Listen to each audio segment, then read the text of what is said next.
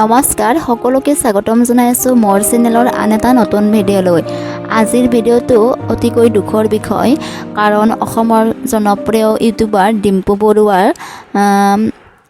পিছলি খাই হাত এখন ভাঙিলে আৰু বহুত দুখ লাগিছে কথাটো শুনি, আৰু আপোনালোকৰ লগত শ্বেয়াৰ কৰিলোঁ।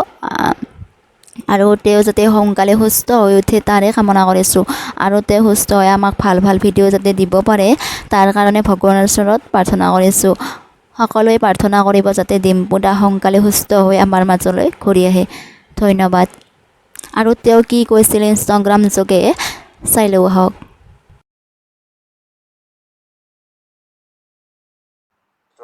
ৰাতিপুৱা এটা অলপ বেয়া খবৰ, পিছলি পৰি হাতখন ভাঙিলে মোৰ, অলপ ফ্ৰেকচাৰ হ'ল, এতিয়া বেণ্ডেজ মাৰি থৈ দিব লাগিব কিছুদিন। তো ইমান সেই নাই, কিন্তু অলপমান আৰু অলপ বেয়া খবৰ, পিছলি পৰি হাতখন ভাঙিলে মোৰ, অলপ ফ্ৰেকচাৰ হ'ল, এতিয়া বেণ্ডেজ মাৰি থৈ দিব লাগিব কিছুদিন।